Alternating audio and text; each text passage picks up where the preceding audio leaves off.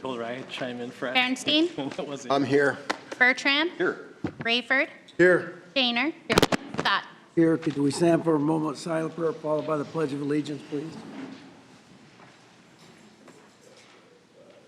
Amen. I pledge allegiance to the flag of the United States of America and to the republic for which it stands, one nation, under God, indivisible, with liberty and justice for all.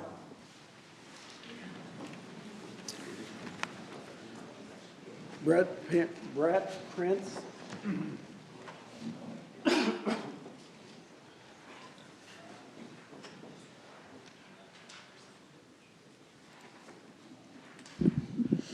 Come on up. We have a proclamation that reads, whereas Arbor Day holiday was first observed in 1872 with the planting of more than 1 million trees in Nebraska, and Arbor Day is now observed throughout the nation and the world. Whereas trees reduce the erosion of our precious topsoil by wind and water, cut heating and cooling costs, moderate temperatures, clean the air, produce oxygen, and provide habitat for wildlife. Whereas trees are a renewable resource, giving us paper, wood for our homes, fuel for our fires, and countless other wood products. And whereas trees in our city increase property values, enhance the economic vitality of the business areas, and beautify our community with a source of joy and spiritual renewal. Now, therefore, I, Robert E. Scott, Mayor of the City of Sioux City, Iowa, on behalf of the City Council, do hereby proclaim April 24th, 2026 as Arbor Days in Sioux City, Iowa, and urge all our citizens to plant trees for the well-being of this and future generations. Yeah, no, I just wanted to say thank you for you guys' continued support of our current, present, and future tree planting. So, thanks again. Thank you. Thank you. Thank you. We'll go to interviews for Active Transportation Advisory Committee. Corinne Erickson, please come forward. Hi, Corinne. Hi. Hi, good evening. Hello. Questions? The only question I have is because Corinne is on another board or commission, generally requires that we waive the rules. Can we invert the default and be that it's acceptable, but that if you apply for a second board, then it becomes a condition if there are multiple people? Because I would rather have those that want to continue to serve be able to serve whether we waive and not be required to waive it, or is that required by law? I believe it's in the ordinance, but I would have to double check. Can you double check? Yeah. And obviously, we'll waive that limitation for today, but when we vote, but it seems to me that for those that are interested in serving on multiple boards and commissions, unless there's a long list and that becomes a factor, I would prefer that we not have to waive the rule and they're just allowed to apply for multiple boards. Today is just the interview. Yeah, I know that, but Oh. I'm just saying when we vote, rather than having to waive the rules, if that's possible, I'd like to know that. Tell us why you're looking forward to serving again? Yeah, I've had I think it's been a good partnership, having someone from Simcoe on the board and kind of relating the bike and ped planning that we do at Simcoe, and I think it's a great committee, looking out for the safety of the streets and making the city safer for pedestrians. Yeah, exactly. So, Right, thank you for your support on that. Thank you. thank you. Corinne. We'll go to the consent agenda. Items 3 through 16H constitute a consent agenda. Items passed unanimously unless a separate roll call vote is requested by a council member. Anyone wishing to speak on an agenda item may come to the podium at the time the item is being discussed. Anyone wishing to speak on an item not on the agenda may do so at the end of the regular meeting during citizen concerns. All speakers shall state their name for the record and then provide their statements. I'll move the consent agenda. Second? 3 is a reading of the April 16th and 20th city council meetings. I'm going to abstain. I know I wasn't at one of those at least, so. I wasn't at one of them. No, yes, I was. 4 is a resolution scheduling a hearing on the amendment of the annual budget. 5 is a resolution approving electronic bidding procedures and official statement. 6 is a resolution authorizing negotiations with ABM industry groups to formulate a contract for parking management services for the city parking facilities. When you took bids or requests for proposals, whatever you want to call it, did you ask any sort of how much your fee would be, or do we just pick this and then we get to hope they treat us? No, Tiffany can speak to it, but that was one of the factors in the scoring, was cost. Okay. And we did 2 interviews. Okay. Tiffany Claiborne, Parking and Skywalk Division Manager. But yes, that was part of the scoring was the cost. And the 2 that we interviewed were the 2 lowest, and ABM and Denison. And the difference was that Denison was actually going to eliminate a position, so that's why they came in lower. Otherwise, they would have been the same number Very of similar, employees. yeah. Yep. And answers that, thank you. So how do you take into account with ABM as the current manager? Do you take into account current performance, any concerns or complaints and otherwise? Absolutely, yeah. We've been extremely happy with them, especially I've only been in this position for about 4 years, but since we've got the new manager, it's about 2.5 years, and I haven't gotten, knock on wood, very many complaints. I mean, they can clean one thing 1 second, and then Right. it's going to be, but overall, we've been extremely happy. Good, You good to know, once in Thank a you. while, under the other manager, I can remember getting a email or something once in a while, and I think I would tell you about it, and then you Yeah. pull the camera, and check it out, and there haven't been any. I have not received one about any kind of a customer service issue or any gate problems or anything like that at all. That's good to hear. Yeah. Yeah, they've been doing a really good job. Yeah, it makes a difference when you have the right leadership. Thank you. 7 is a resolution temporarily closing a portion of Cook Street on May 23rd for the Siouxland Asian Fest. Can I say something about this quickly? You suggested this, Mayor, when Peggy Law first started the Asian Fest, and it was very tight fit. We went over there, I think you and I met there, and it was very, very, very crowded. And you said to her, you need to just close the whole street down next time. And she did, and it grew. She's just like, I didn't know I could. And that suggestion really helped this grow. I just want to let you know that. I go to it, and it is really fun. Nice to hear once in a while I have an idea that. Ooh, I know, look at that. A is a resolution It's adopting something plans. If you, Bob, if you want, rather than council concerns, we can just do a, where has the mayor performed well? Yeah. Well, we get out a lot sooner, that's. 8 are resolutions adopting plans and specs for the undersized water main replacement project. 9 is a resolution approving a settlement statement with the BASF Corporation in connection with the PFAS class action litigation. Nicole, can I ask you a question on number 9? Yeah, I've got one too. This is the ongoing litigation with the whole PFAS, lots of lawsuits, lots of other parties involved, so this is one small kind of portion of it, right? Yes, one of the defendants in the case is a settlement Yeah, distributor. yes, but there's more to be settled, and the class action and all of that is still Yes. going. The settlement payments and distributions are phased over a period of time, so we'll see them keep coming in for the Okay, next. so this isn't one and done, we're taking this and going to the bank. I think this is probably the 5th one that we've seen come through. I think there'll be a lot. Okay, thank you. Nicole, just quickly, the court-ordered common benefit assessment, what is that, what are those funds used for? On the common benefit assessment? Yeah, our notes show that there's court-ordered common benefit assessment. I get the Kosich, Summich, Parciola, and Taylor, and the Barron and Budd, those are the contingency fee to the attorney's firms. Correct. But the common benefit assessment is of just short of $7,200, what's that used for? I think it's just assigned to each of the class members. I haven't seen a more specific breakdown other than what's been provided by Barron and Budd through the. Okay, thanks. Yes.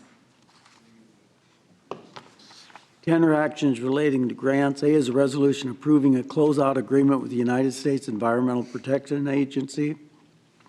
B is a resolution authorizing the Historic Preservation Commission to submit a Historic Resource Development Program grant to the State Historical Society for the digitization of the historical records 11 are actions relating to civil penalties and suspensions. A is a resolution scheduling a hearing on a proposed $1,500 civil penalty or 30-day suspension of the cigarette license of Chasing Clouds Vape Collective for the violation of the cigarette laws. Can I ask a question? I don't know whether Chief or whether somebody else wants to address this. I have a question more on the education of the community, whether it's alcohol sales, tobacco sales, or otherwise. Clearly, this is it's a normal procedure where you you coordinate to get an informant to go in.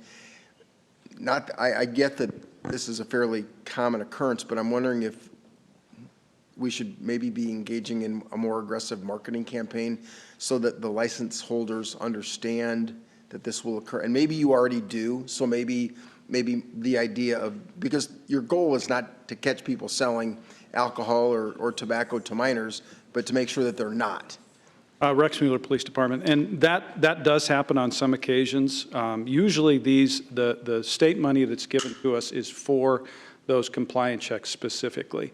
If you see, though, the state will, and you've probably seen them on billboards, will do some proactive stuff. They will pay local media, but they don't usually go through us to do that. We have had government grants in the past related to fentanyl, things like that, where we contracted, and that's been through HIDA for local billboards. But the state primarily focuses their interaction with us on the enforcement piece. And we do that for them because they don't have enough staffing to do the compliance checks. The local distributors often offer that on their websites for their customers to have their staff log in and run through some education pieces. Yeah, and I would imagine the schools probably have that piece too, but that's not something that they have expected of us. And if they offered that, if they offered, hey, would you, here's some funds to do an advertising campaign in your area, certainly we'd be engaged with them on that. But for now, our role is the compliance piece. And do the fines that are paid, do they go into a fund to help support your employee complement as you're working with the confidential informants to go into these facilities? Or do those go into a general fund, or do they go to the state? It's basically overtime funds, and it's specifically directed at doing the compliance check. We report out to them. They give us a list, basically a random list of locations to be checked. We do the compliance checks, as you mentioned. We get, usually underage persons with the permission of their parents who work and do those compliance checks for us. And then that's what's utilized as a basis for any violations that are found. Thanks, Chief. Yes. And if I can just clarify, there's a criminal piece of this which goes through the state, it's collected through the court, and then there's a portion that the city gets on the civil fine.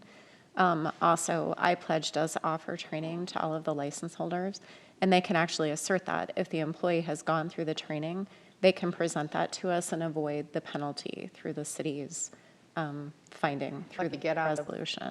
So that's an after the fact? If you Yes. get caught, you've been trained through that, you can pull that card once and not have the fine.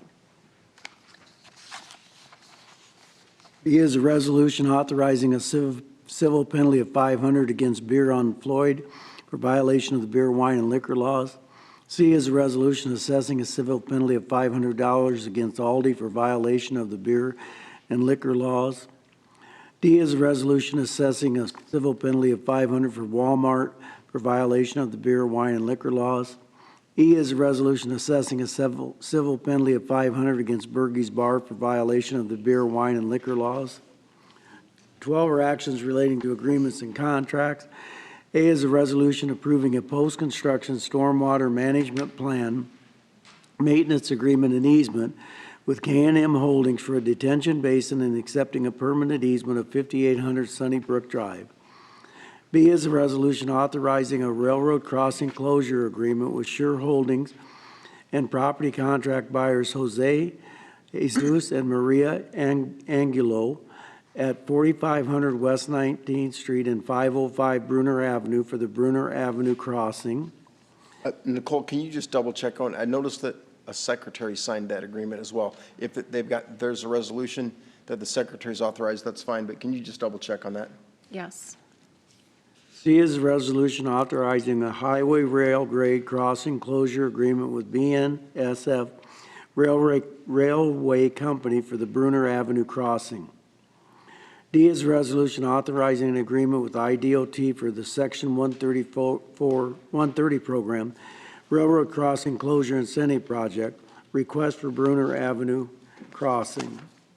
13 are actions relating to personnel. A is a resolution amending the position classification manual by approving an updated job description for the position of police chief. B is a resolution suspending the requirements of Section 400-11-1A of the Iowa Code for hiring of personnel within the fire department's EMS division for a period of 1 year. Can, either Janelle or Chief, 3 months ago, we had some fairly contentious discussions amongst the union representatives for this position. And as we were trying to make the accommodations, are you confident that what we're doing today and reclassifying and moving forward is not going to create any issues amongst the unions? Ryan Collins, Fire Chief. Yeah, we've met with ASME, and we did have the application period open. So if you recall last time we met, council approved splitting the lead medic and the EMS training officer classifications into their own separate distinct classifications. We raised the wages of that EMS training officer to make it more comparable with what a lead medic would be making. We did open up that application period up to all internal personnel and received no applications.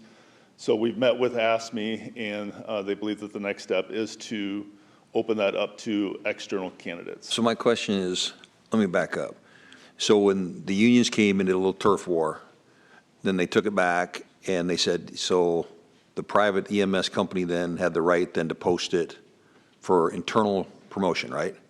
And This is not a private company. Yeah, well, I mean, but it's, but their side of it, or the ASME side of it, on that side of it, posted The it. local group. Yes. So they did not have anybody out of their ranks step up and want the position. No one internal. No one internal, so there's no internal candidates, right? Correct. So then they turn around, now they're saying is they want to post that position to an external.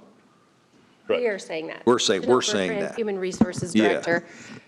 Right, it's covered under civil service, and the Okay. position, when it was created, was considered to be a promotional position, Yeah. which is what we did when Ryan asked for, and we posted it for internal. So the flip candidates. side would be is if we don't go with what the recommendation of the city is to kind of go right back where we started, which is where you were at with making this an internal position with the police or with the, make another fireman. No, this, what That we where we're have, at? what we have before you today is waiving the requirements under Iowa Code Chapter 400, which is the civil service portion of the Iowa Code. What this does, it gives the city a 1-year waiver from the certified eligibility list that is governed by normal. To go external. Right, well, we don't have to stay with the eligibility list. Once we get the applicants, management has interviewed and has determined that the candidates on the list are not going to work out, we can advertise again immediately without waiting the duration of the expiration of the list. And part of the issue is that you're under current law, unless that we get a waiver, you're obligated to comply with the names on that list for a 12-month period. Correct. This gives you the latitude to add names without having to be restricted Wait. for that 12-month But period. thinking as but a bigger picture side of this, you're saying is that you're opening it up to someone that is going to come in to be trained to train the trainers. Correct.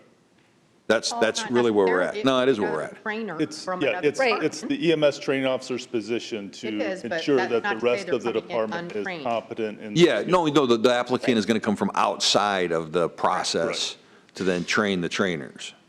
As it sits right now, yes. Are you That's the asking path. this just because you didn't get any internal? Yeah, so Iowa Code does allow us to use an entry-level examination process for any position where internal candidates did not apply.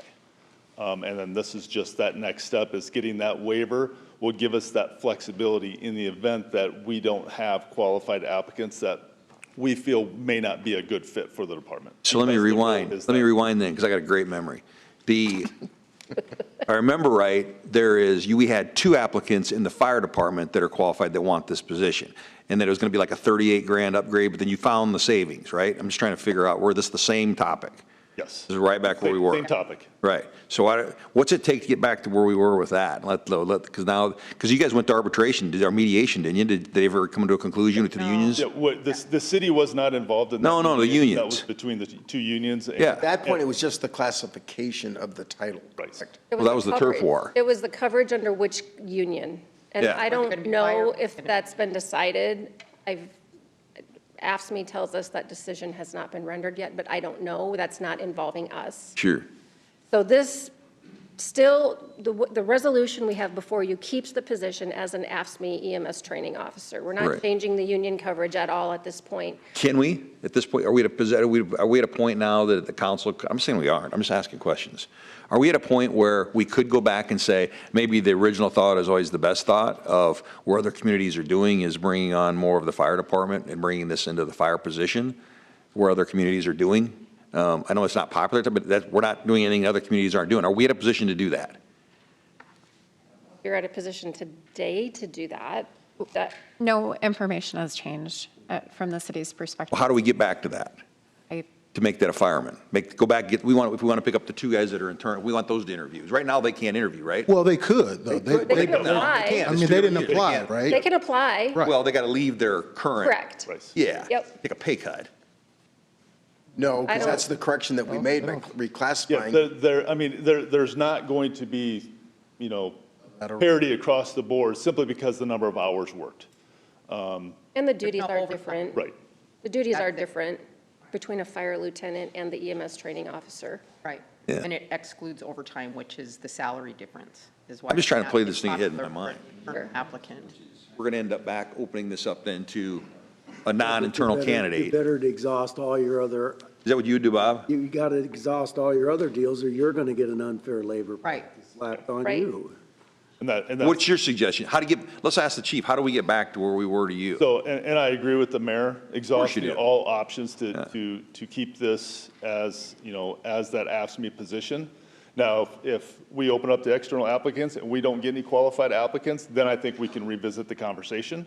But this is another step that we need to exhaust before we can have that conversation. Just so I'm clear, you're recommending this action? Yes. Okay, I'll shut up. Yep. And thi- and- Because to the mayor's point, if there was an unfair labor practice complaint. That's what we're worried about? That could hold up the position, filling that position even longer. That's what we're worried about? And That's what we're worried about is the complaint? Oh, you're worried. No, about- I think we're worried about getting more effective list of qualified candidates. What I'm worried about is getting this position filled as Filled, quickly as right. possible, Yeah. because it has been vacant since October. And the legislation that was adopted in 2024 was likely to address this particular situation. Correct. And so this is the. Yeah, and there's other departments that have had this waiver as well, police department, wastewater, underground. Yep. So Public it's not development. something new to the city. All I'm saying is, are we boxing ourselves out, or we can be in a position to go back to putting them back under the fire department? I think Are we we have boxing to see ourselves? what Just ask. happens Okay, after that's we all I'm post asking. this and see what we get for Okay. applicants. If we don't get any, then we'll have to. And you're part of that process? Yes. Oh, yeah. Okay, so if there's nothing there, you're going to be able to come back and say that's a dry pool, and that Yep. we want to go back to a fireman That we can have position? that conversation. Okay, that's all I asked. Would it be the position? Contract. Would it be the position, or would it be actually going back under 400 and looking, because I mean, obviously with civil service, we're trying to, I don't want to say we're trying to get away from it, obviously, but you Right, guys. and just to clarify, the civil service examination process does not change. Okay, What does change with this particular situation, and it's somewhat unique, is we have to use an entry-level examination process. So it'd be no different than a brand-new paramedic that applies for the city. They'll have to go through a physical agility test. They'll do through an oral examination, but rather than having the list certified, they will move to an interviews, conditional offer, psychological assessment, medical exams, drug and alcohol. So the process is still the same. The only difference is that certification. And we don't have to wait for the eligibility list to expire a year from when it's certified. you guys know my experience with I it. know. We'll wait and see and be patient. Thank you. Purchasing resolution awarding a purchase order to Zestos for search and rescue camera system B is a resolution awarding a purchase order to Garrett Holdings for 2 portable pro basketball hoop systems. Are the current systems sellable?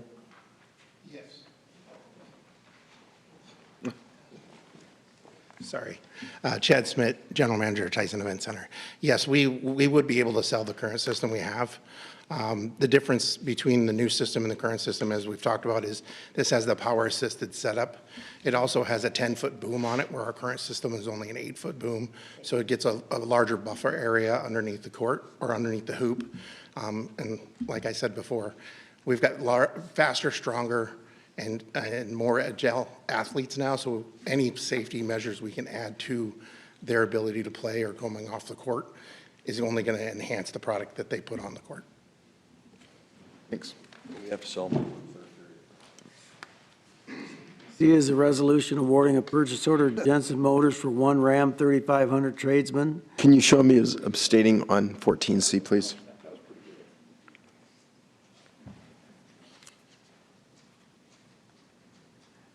D is a resolution awarding a purchase order to Lieber Construction for the purchase and hauling of virgin rock gravel. E is a resolution awarding a purchase order to Barclay Asphalt as the primary vendor for hot mix asphalt. F is a resolution awarding a purchase order to Knife River Midwest as a secondary vendor for hot mix asphalt. 15 are applications for liquor license, alcohol licenses, 16 is a board and commission and committee minutes. Anyone to be heard on any of those items? Hey, Pat, Mr. Mayor, can I bring Pat up on 14D? Thanks, brother. That's the little trucks, that's the bid on the rock coming down? Patrick Simons, Field Services Manager. Could you repeat the question? Sorry. That's the rock? the rock coming down from the coordinates. This is the contract for that? the Correct. $8? How do you feel about it? I think it's a good decision. I mean, going to work? Are you going to put it on site? Say again? Are you going to order it as you need it, or are you going to put it on site? We're going to put it out for the full 5,000 ton, and then we'll just bring it on as needed. As needed? Correct. That way you still have the flexibility to go to the site like you were doing before or whatever? Correct. Okay, and that was part of Lieber, so you agreed to do that? Correct. Oh, cool. So Good job. during the budget cycle, Rick asked about hauling versus the commodity itself. Were you asking about salt and sand at that time? Because I was wondering why this contract was bid for both the commodity and the hauling. That was basically just as a street gravel right now. We were going up and we were hogging gravel out of a pit with our own vehicles on downtime, and just from an exposure and a cost and everything. So they went out and got bids for just the haul, and then the haul plus the aggregate, right? Correct. A lot of times you do the haul and the aggregate, you're gonna get a better number. And when you do it dollar for dollar, taking that manpower off of the road and the liability and everything, I just think this is in the wear and tear on the equipment, it's a great play. And if they still deliver to the site when you need it versus having to stack it, it's great. Good job. Great, thank you. Taxpayers are happy.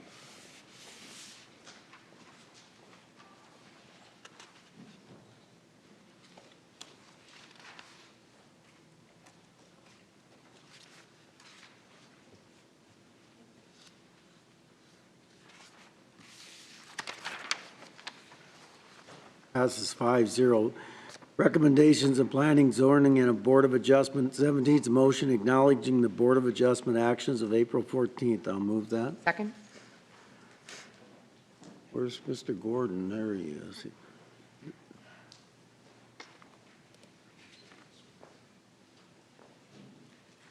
Hi, Clarence Gordon, 2310 South Clinton Street. I was here back on February 2nd. I started the whole process of a vacation and to put up carport, apparently the wrong way. This is the same thing you folks had pictures had seen back then. Since then, I've gone through planning and zoning, and they turned me down for vacation, stating they didn't want to dead-end an alley, which it's already dead-ended. On paper, it's a through alley, but it never has gone through. So that being said, they said, will a variance fix what you want to do? And at that time, I said, yes, it probably will. In between the filing of that and now, I have found out I'm going to have to move it over farther. I'm technically going to be in the alleyway. So I was supposed to, I guess, be here on the 23rd of March, and nobody told me to be here. So I was not here to basically stick up for myself when the vacation was brought in front of you guys and it got turned down. So that's what I'm here today for. The variance probably is not going to work. I'm going to need a vacation of that alley. It has never gone through. They said that they did not want to dead end an alley, which clearly on picture number 1 is a dead end alley. There's a sign there. I didn't put the sign there, the city did at some point in time. And also they were concerned about my neighbor's access. And I said, I will give a permanent easement to anybody to use that alleyway even after I purchase it. My neighbor came with me to the planning and zoning meeting and today. She doesn't have a problem with it. None of my other neighbors have any problem with what I'm trying to do back there. So I'm just trying to get it vacated so I can just put a carport back there to protect my vehicles, so. Is the dead end on page number 1? Yes, Clear up behind that? clear. My property, you can't even see. It's clear up to the end of that alleyway. Back there is. Past the snow? Pardon me? Past the snow on the alley? Yes, way back in those trees. You can't even see where my property is. And if you go to page 2 and 3, just shows what the That's looking from the alley other looks direction? like, or what it's supposed to be, look From the like. other direction? Yes, from the Okay. north. So on page 4, that's my Well, what's actual page parking 3? back All the there. junk that's in the way? There's fences, there's garages in that alleyway. It has never, ever been used. It was plotted in 1889 as an alley, but it has never been opened. My one neighbor that has passed away now, when he went in the service in 1942, he said that alley was not open back then. So it's never been used. Well, what was the reason that they gave you that they didn't want to do it? That for emergency services to be able to have a second way in, or what was it? There's a telephone line runs up through there. No other utilities whatsoever. I have, and one neighbor that lives way up there where the telephone pole is at in picture number 4, they have to go through her yard to get there because you cannot get up this alley. But is that the reason that P&Z gave you for turning it down? Nope, the reason they gave me was You right gotta go by the here. official reason. The official reason was that the pros vacation will dead end the alley and they do not want to dead end an alley. As far as I'm concerned, it's already dead ended, and they were concerned about my neighbor accessing her property from the alley. Wade? And you wanna as I come up? said, I will give a permanent easement to everybody. It doesn't bother me. So did the notices go out on the original variance or vacated? Yeah, so this was taken to planning and zoning, this is go back. And we did notify the whole block. There's 26 houses that back up to that alley. And so to vacate that, we would have to sell the whole thing. He just wants his portion to be vacated. Just one And he would ultimately, I mean, if we vacated the alley, he could potentially lose access to his backyard. Because you would have to make it available to other. Yes. To the other neighbors. We'd have to offer half of it to each and everybody. Right. Yep. But that From Adjacent to their the street property. my property is not what I'm talking about vacating. From my property on is where it is already dead-ended. I mean, the city or somebody put a dead-end sign at the beginning of this alley. It's never been used. I mean, I don't think I'm out of line asking for what I want to do. Is the alley that you use, sir, it extends beyond your property? No. So It basically, dead ends. that's the question. The vacated portion that you're asking for is just Just my behind your property. 10 by 50 So if you were to foot put the my whole property. alley out, it would basically go to the other 25 people. They get the option to buy half of a half, or the third, right? Correct. Have we ever done that before as a city? Just say, here's your opportunity, everybody, all at once? Yeah. The normal process. Why can't we do that? Well, and we could. It's 26 people to potentially buy this. Their portion. Their portion. Just their portion. I mean, you could theoretically break it down to 13, but Yeah. that would be a challenge. I mean, you'd have to get everybody to purchase. We don't want to create islands. Well, then why can't we just vacate his section if he doesn't lap into somebody else's? What? Why can't we just vacate his section then? What's the reasoning? There is utilities in that. I think there's a cable or phone line that There is a runs, phone line. and there was a neighbor that was at the meeting Yes, she was. and addressed that there has been trees that have fallen that have taken out that line, and she did not have service. Okay. That's, But you had someone opposing it. Yes. But She you can, opposed it. you can have an easement for, That's what I was- for that. Yeah, we Yes. could. That no happens all the problem. time. Yes. yeah. So what do we got to do today to get his thing vacated today? Well, you previously denied his On the vacation. 23rd, but Okay. I was not told to come here. My neighbor was with me at the planning and zoning meeting. Nobody told me to come on the 23rd. Otherwise, I would have been in here to stick up for myself on the vacation of it. Mayor Scott, I just watched it today, the video. Mayor Scott stuck up for me, thank you. I don't, like I said, I don't think I'm out of line requesting that to be vacated. I'm not asking for it for free. We already came up with the cost, it's $990. 2 bits a foot. And I'm yeah. sure once I do purchase that, you will raise my taxes, which is fine. I just want to put up a carport, protect my cars, that's all there is. Right, It's that just simple, that I think. We can't reverse what P&Z's decision is, right? We can reverse P and Z. So you can't reverse the Board of Adjustment. Board of Adjustment, okay. The item for the council's consideration is just regarding the variance, which would be an ordinance of the council. What he is requesting would have to go back to planning and zoning, be scheduled for hearing and brought back to the. And I don't, no, I'm not for sure on this, but I think I know for Board of Adjustment, there is like a Year wait. year wait. At least for variances, it is a year, or conditional use permit, you have to wait a year Is that state or is that local? to state and local rules. And it can't be waived? That's what I was going to ask. Can't be. You can remand the Board of Adjustment item back to, Because really, There you all go, we're Julie, being asked to do reconsideration, today yeah. is to acknowledge the Board of Adjustment's actions from April 14th. If we pull it out and don't vote to acknowledge their actions with direction to revisit this issue, we can do that, can't we? Usually, I guess what Planning and Zoning or Board of Adjustment has requested in the past is that the council directs Board of Adjustment to take another look, but they're looking at the variance issue, which did pass Board Well, of that's what Adjustment. I'm wondering, is as I look through the.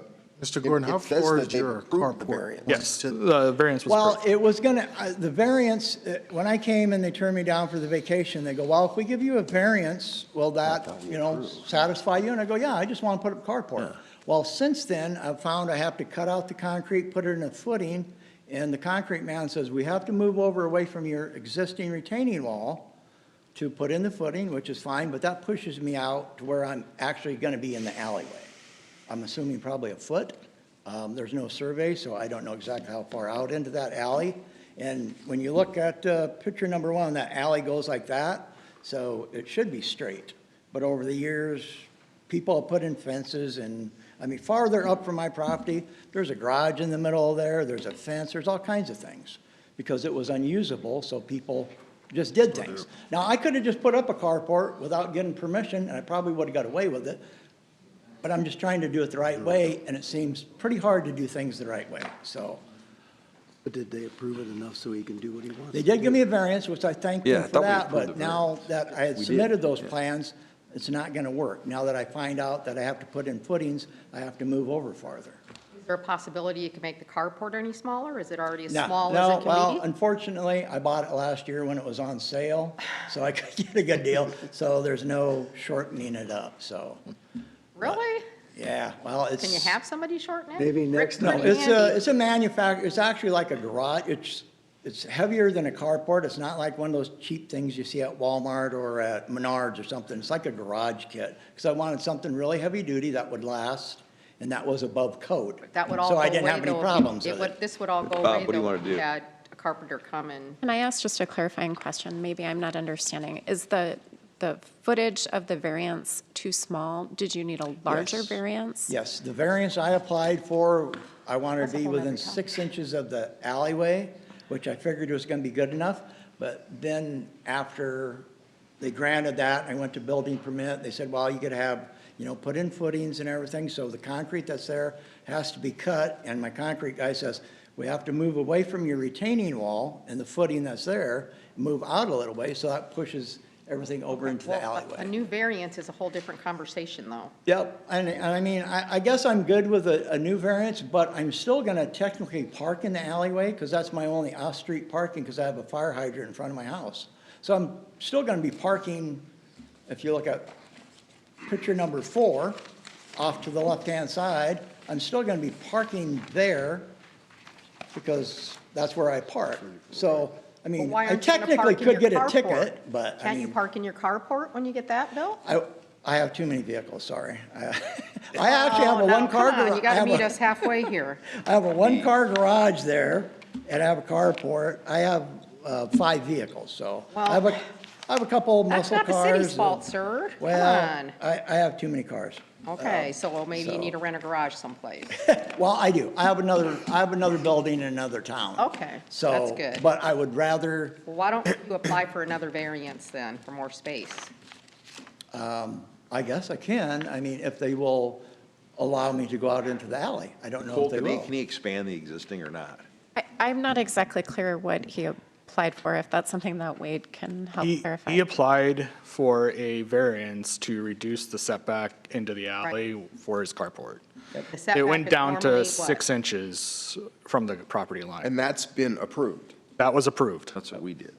But unfortunately, now I find out I'm going to be farther out. And Right. Right, we got in that. that alleyway that's still there, like I say, I park there. My vehicle's parked there right now. I'm technically parking on city property in an alley, and I could possibly get a ticket. Stop telling us Nobody's ever about been it. back there, but, huh? Remember when I told you to ask for forgiveness later? Maybe next time you'll listen. You know, I'm not going to say who in the city told me. I point blank asked them, I said, if I would have put this up and you didn't catch me, what would happen? They said, down the road, nothing would happen to you.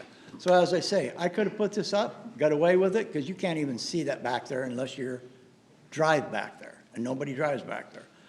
So I But you know, I decided to try to do things the You're right honorable, way, you and didn't it's do not that. working out You're honorable, very and you good. didn't do that. And we Yeah. appreciate it. That's So, great. so really what you're asking is to expand the variance from 6 inches, another 12 inches? I would, but I'd prefer have it vacated, Well, because of I'm actually But he still going to be parking there.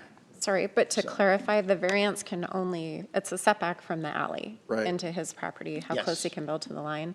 I So think he has he's, to have he has to have a vacation. Right, And I because don't know where Patrick, that's in charge of this, is ever gonna open that alley up. Patrick, you don't have enough equipment to do that. I Right, he's don't not understand going why to. the city thinks that you can't do this. It bothers me because we're gonna be here the same way. That alley's the only thing that's gonna change in 10 years is the trees are gonna get bigger. Yeah. That's the only thing that's, because we don't do one darn thing, Patrick. You haven't been down there Well, let's- forever. Okay, so let's ask. And so them to I don't revisit. get why the planning and zoning has a problem with this, because we vacate alleys all over town when we're never gonna use them in the future. Well, It just doesn't make sense to me. That's kind of what I thought, Mayor. All right. In the alleyway between the street and where my property's at, there's a lady that's a nurse that she uses that. I maintain it. I put rock in there. A sinkhole opened there a year ago. You guys came out and said, we're not going to do anything with it. So I fixed it. That's fine. So I use that because. like my driveway. So because we did the variance instead of the vacation, can the winning side ask to reconsider on the vacation, or is that gone? the vacation is, it was withdrawn, I believe, or gone. But you can't, the winning side can't. Gotta wait a year now. But not, yeah, but that's if you want to re-bring it. But if you want, can you bring it back on a reconsider on the winning side? So, I'm not sure, I guess, just to back See where up I'm a going little, I with this. understand what you're asking. you see where I'm going, yeah. I'm not sure that there is an actual weight on a vacation Okay. presenting it. I know on certain things there are, and Stephen's probably researching this right now in the audience. Certain things have to wait a year. I think he could probably reapply for that, but you're asking, I'm not sure what the vote was on the Yeah, I don't actual either. We vacation. wanna We'd be- have to yeah. go back and look that up. But I understand what you're saying, but Okay. do you There's a remember, unanimous Wade, did no it? vote. It was 1 to 4. The mayor asked. Yeah, so the one of the four that were voted, there was one or the other. They went for the variance. So they're making it sound like that we hammered him on the vacation. We didn't. They said that the variance was going to be accepted. That's why we went that way. Yeah. So let's make sure we're not trying to rewrite history here a little bit here. So, but if we can go back in here and we can take another peek at that. I think we need to understand the Yeah, procedural rules. find the Sure. procedure. And Yeah, we're Councilman Bertrand is correct. The What was prevailing that? I didn't hear side can, that. What was that? it's on the recording. The prevailing side was the no vote. Can ask for reconsideration Right. to bring it back, yes. That's accurate. Cool. All right, so, So then the question becomes what to do with the variance that's now in front of the council. If you would like to take a vote on the first reading, you could do that today, and then we could make a determination on the. Yeah, it would just be the acknowledgement of the variance today. all right, let's do Yeah. that. And because really, we're being asked to review all of the actions of the Board of Adjustment, not just this particular action. So we need to pull this one out in particular, right? No, No. Or it's just acknowledge, because it's only an acknowledgement, the council can't really reverse anything from the Board of Adjustment. You could just vote to acknowledge it, and then we could revisit the vacation. That motion can be made. by board if it's possible. Well, the council could re-vote on it. What could happen is you could ask for reconsideration. That Yeah. would put it back on the next agenda, and the council could take a look at it. And then, unless there's something that I'm missing procedurally, I believe that is a possibility. We'll get there. You will. I'm totally confused now. That's okay, we'll guide you. The intent, I think, right now is to go through the balance of this vote and then revisit the issue with you to try and see if we can accomplish. And I'm the- sorry I wasn't here on the 23rd, but Yep. I was not told to be here on the 23rd, otherwise I would have been here. All right. After every item, that the P and Z does say that this item was going to the council meeting in 2 weeks, so. Well, I did not stay till the end of the meeting either. It was at the end of the hearing. Was it? Oh, well, she didn't hear it either, but sorry. Okay, let's vote on this. Nicole, remind us again. You're just acknowledging the actions of the Board of Adjustment. It's more just a cursory Okay. review. With the direction. And in fairness, that I you think we work- thought we saved, I think we thought we met your needs, I think, but now we get your needs and move. So that's, I want you to think that we weren't trying to work with you before. Okay. I think we thought that the variance Took was care of your acceptable. needs. Yeah, Better in. but we're good. We're gonna get there. Okay. All right. That's all you need Yep, from me yep. then? Okay. Yes. Yep, thank you. All right, thank you. Passes 5-0. We're moving. Yeah. 18 is an ordinance vacating part of 8th Street originally platted as 7th Street. Petitioners Rick Bertrand, P and Z recommends approval. I'll move that. Second. So what happens if the neighbors want to buy this? Well, we offered actually, I know, but what if they change their mind? I just want to know. we have a, I'm trying to remember the name of it.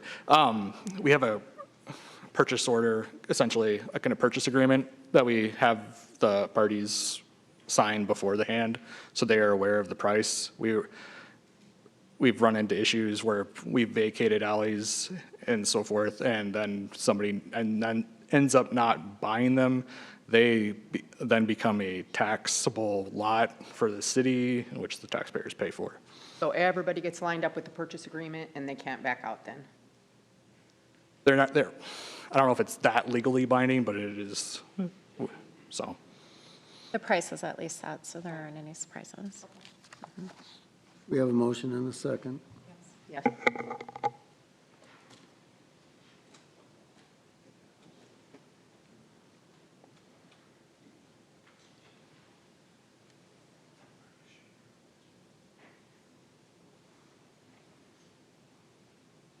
Passes 5-0. Anybody opposed to waiving the statutory rule? No. I'll move that. Second. Bertrand. Aye. Rayford. Shaner. Scott. Aye. Berenstein. Aye. I'll move second, third. Second. Rayford. Aye. Shaner. Aye. Scott. Aye. Berenstein. Aye. Bertrand. Aye. Hearing 19 is a hearing and resolution approving plans and specs, form of contract, and estimated cost for the construction of the 1110 Larson Park Road Flood Repair Project, project number 7566-173079. I'll move it. Second. Hearing's now open. Anyone to be heard? So Tom, can you help explain the scope of the work and what will happen when it's completed? Or Gordon? Tom Pingle, Public Works Director. This is more of Gordon's project, so I'll let him take the lead on this one. What I'd like to know, Gordon, is I think this has always been a really good property and a good access to a fun environment. I'm just hoping that the work that gets done is going to reopen this property and it'll be able to be fully utilized. Gordon Fair, city engineer, that is our intention, is to backfill all the flooded areas or the eroded areas, get the Jolly Rogers site safe and repair the sewer and some of the electrical lines going into it. Is the building sound? Most of it.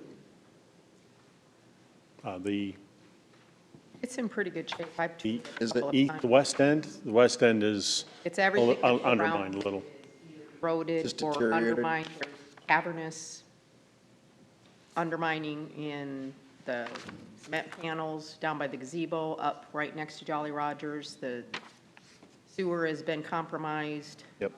Shoreline The sanitary sewer manhole there, that needs to be reset. Big deal. Sewer line into Jolly Rogers has got to be redone, along with, like I said, some electrical.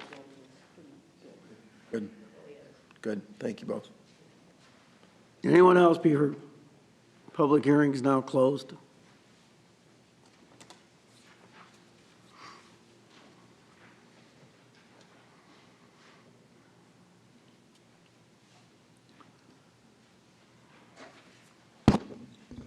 If I, oh, sorry, go ahead. 5-0.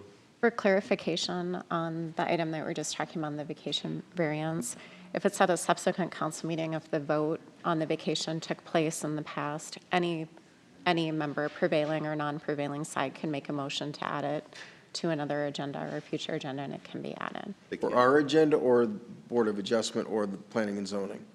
Well, if you wish to reconsider the vacation itself, it would just come to the council. So it would just be by motion. By motion? Yes, a council member on either side could make a motion to have it reconsidered, and then we would place it on the next agenda. Bob, what do you think? Well, that's fine, but we'll do that at the end, so. I'm asking when. Yeah. 19's a hearing resolution, 20's an ordinance amending chapter 13.08 entitled sanitary sewer rates. But are we supposed to give a number here, or what's in the, I saw 3 different rates. As presented, it's the larger rate that's on the agenda right now, How much? 27.4%. 27.4%, which was the larger increase of the 3. There are 2 other alternate ordinances presented, but it's the larger one that's actually noticed on the agenda. This would start the 6 months. No notification, Tom? Is that what this would do? That's what this would do? Tom Pingle, Public Works Director. Yep, this, if you guys, the final reading of this will start the 6-month countdown. And the other, well, we need a motion. I'll motion this one. Go ahead, sorry, Julie. We have it already? No. I didn't think so. I'll motion. And the other cities that know that it's 27.3? They know there's 3 scenarios. They don't know what the council's selecting, and they have been notified that this first reading is tonight. Is there anybody here to speak on this item? Okay.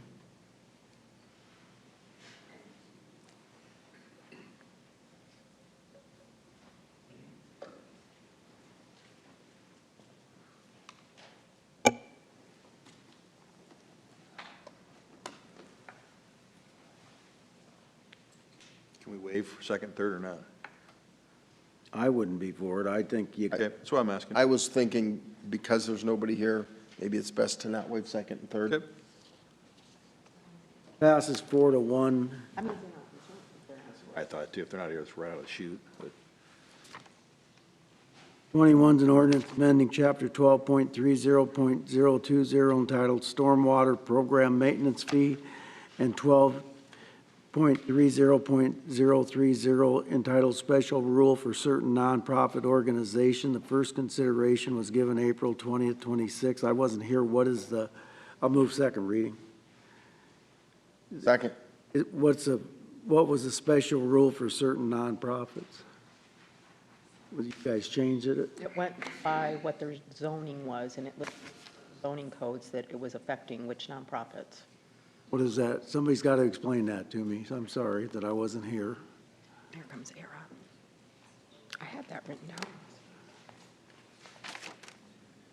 Montang Environmental Services, I believe it just gives it, that it can't go over a certain amount. Oh, that part of it. It's like, I want to say it was like $30, I want to say, it changed. I think it was from 15 to 60. It gives it a maximum so that it can't go over a certain amount for a nonprofit. Why is that? It's Well, just some how, things that you consider to be a nonprofit, I don't necessarily consider to be a nonprofit. I understand my friend that sits on the board of Unity Point would disagree, but they have a rather substantial cash flow, and as, like I told their CFO one time, when you take that dollar sign back off and put the cross back up, we'll talk business, but it's, you know, I'm going to pay a 300% increase in this.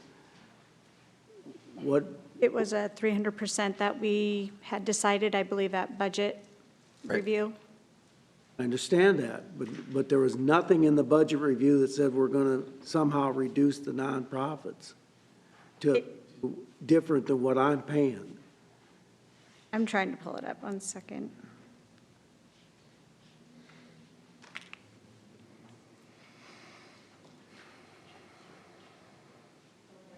You can get it, we're not going to do third reading. Get it to me. I just don't understand why you guys want to treat nonprofits I don't different. want to.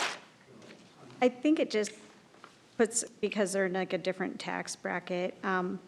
We didn't change the ruling, it was just, we did the 300% off of what was already there. So we didn't really change the language of the ordinance, we're just changing the amount of the maximum and minimum to to match that 300%. So the ordinance was already there, we were just matching the dollar amounts.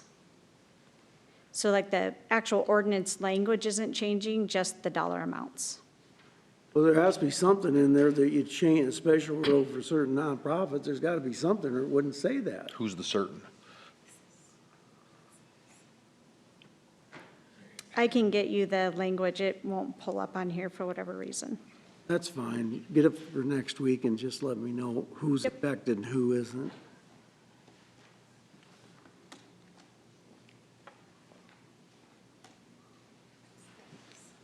Yeah, I understand that, but we've always had that.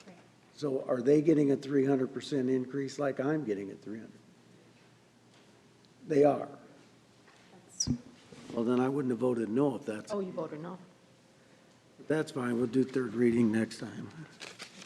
That's not what she was saying. This was in large part done to level the increase, as I had understood it. Hope so.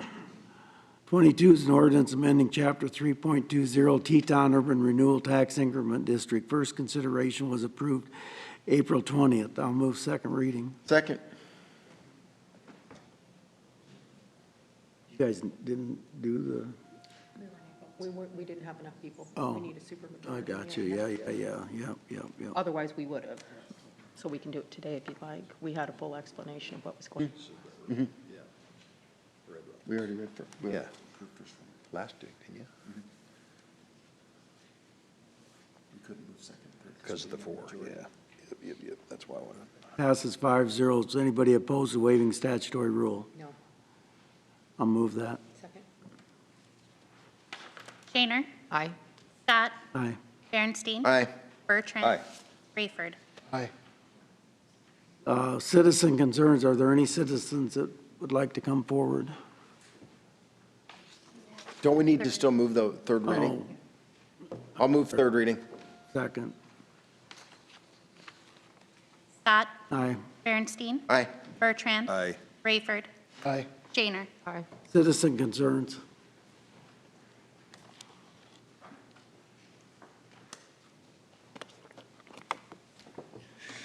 How you doing? My name is Milton Carter. Hello. I have concern on Dinosaur Park at 1550 Nebraska Street. I have concern that the news brought to my attention that y'all planning on closing it and putting something else there. when the city never took care of the park anyway. The city never wanted that park there, okay? The park was dedicated to the lady who used to take care of the park. She are gone now, so y'all dedicate the park to her. I remain to take care of the park, okay? The city don't take care of the park, and y'all said activity is happening in this park, it's not happening there. When have y'all went down there and looked at this park? Anybody on the board, when have y'all went there and seen this park? You haven't. This is a park that's named Dinosaur Park because that's what it is. Well, Okay, I it's drive lost. by it often. I drive by it fairly regularly. I haven't gotten out Okay. in, So if you pass by there, you'll have seen me out there working in it then, huh? You have seen me out there taking care of this park like the lady before me. And now, you want to take the only thing that the community got for their children to play at over what? well, I believe it was the decision of the Parks Board that they felt like it was very underutilized, that there really wasn't anyone using it, and that perhaps it could be offered as some low-income housing, a space for a little home or something to be built was the intention. It wasn't to take it away from anyone that's using it. It was to offer it for another use. But it is being used by children in the neighborhood. You see. Okay. So, now I'm just kind of find out why would y'all want to take something from the children? Well, that's the reason why, is because they thought it could be better used in How could be something else. better used in a public house? Y'all can put that right there where the jail used to be. You got plenty of room for that. That ain't big enough for a small house. You can put 3 or 4 of them right there where the jail used to be, if that's the case. Did you guys speak before the Parks Board? Nope, I just found this out, like I said, I found this out through the news. Okay. So part of the, as I understand it, and maybe the chief can speak to this or can get us some information, part of the concern was not just utilization by the children, but whether there were certain illicit activities occurring. It was no something.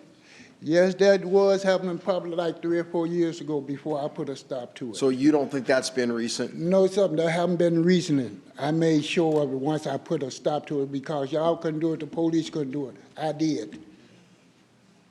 That's helpful.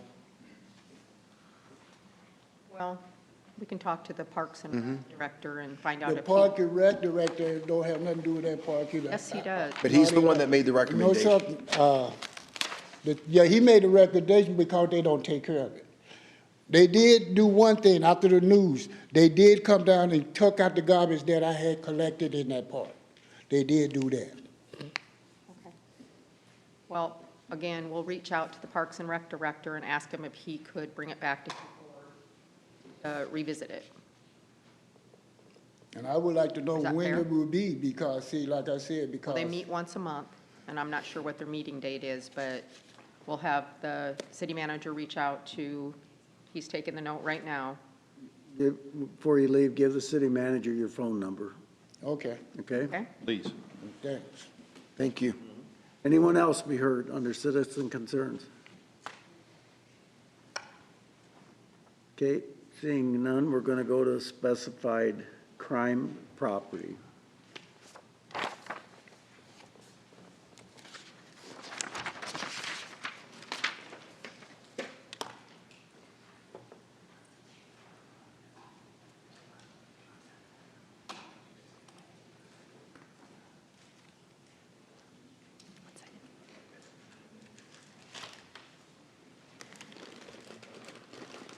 Rex Mueller Police Department, Councilman Bertrand asked that we discuss or give a synopsis of the specified crime property ordinance.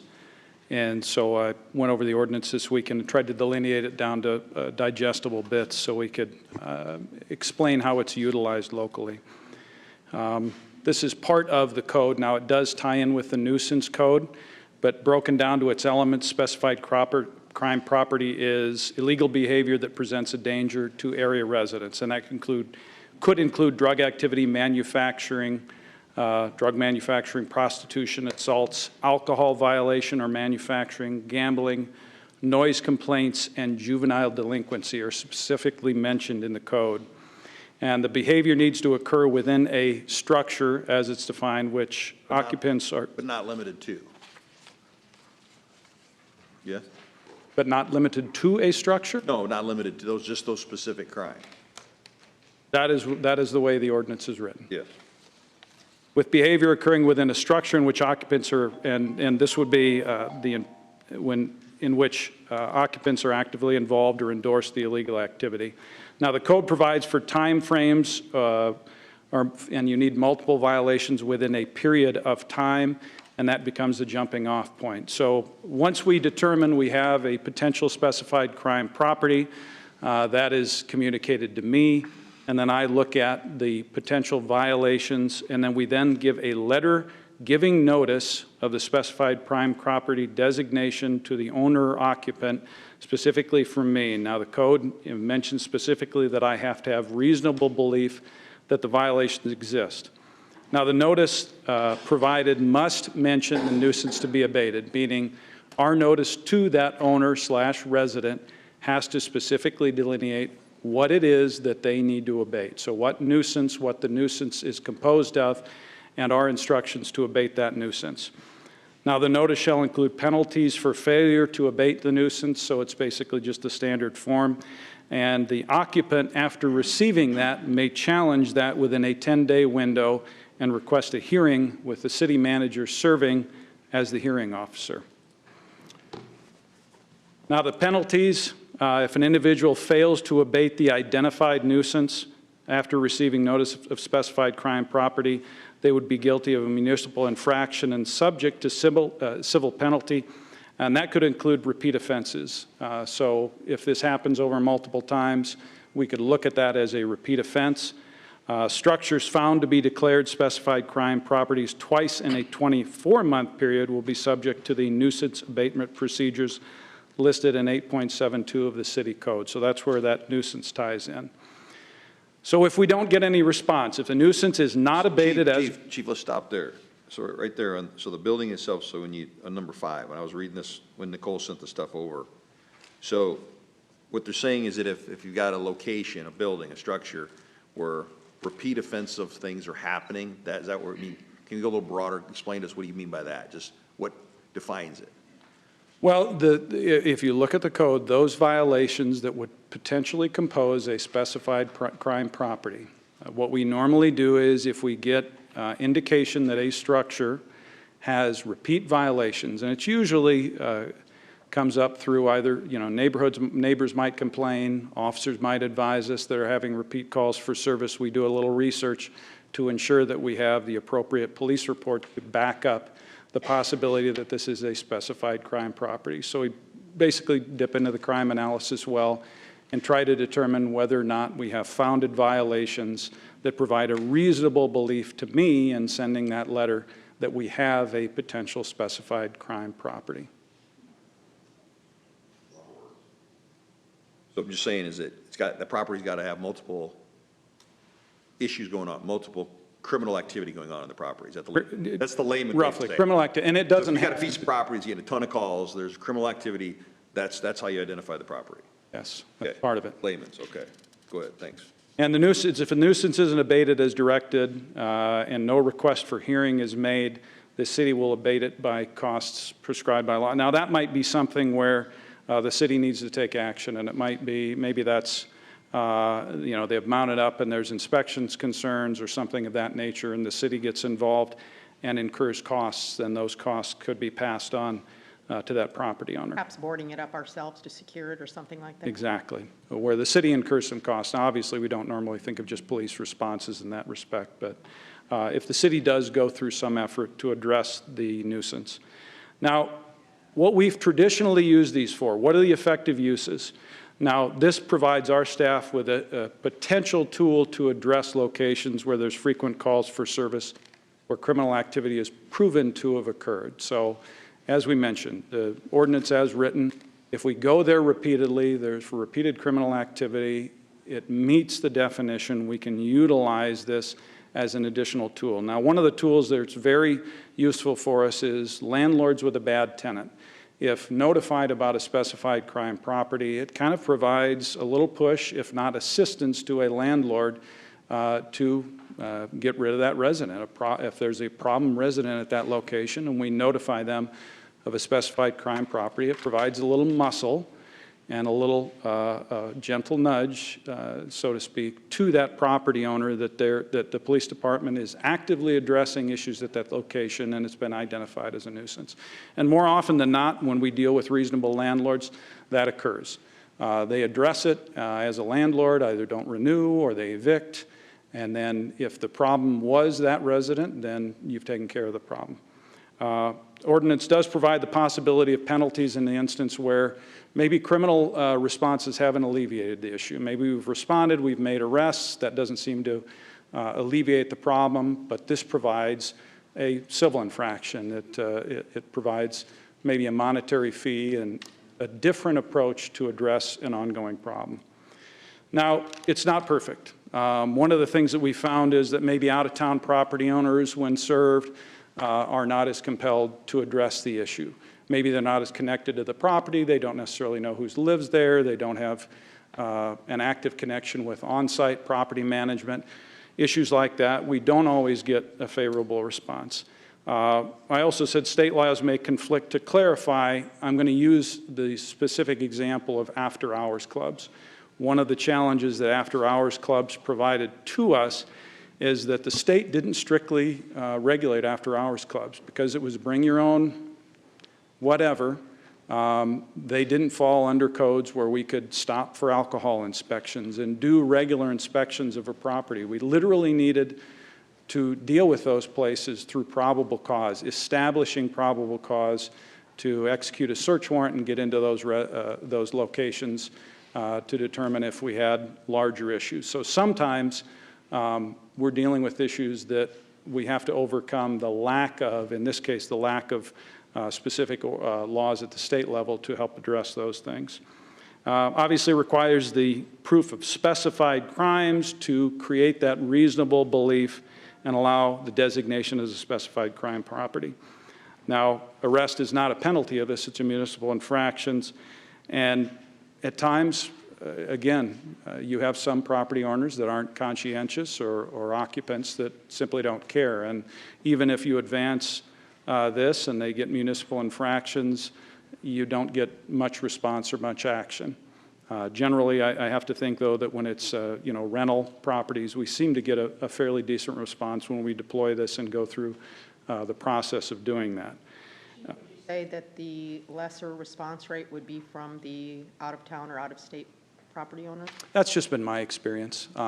This isn't perfect. It's not a magic bullet. It gives us an alternative way to dealing with something, because clearly if we're responding to a place repeatedly, we're doing arrests, we're taking enforcement action, and if that didn't change the behavior, to me this is just an alternate response and an alternate way to hit the problem in a different direction, and that's the municipal infraction piece.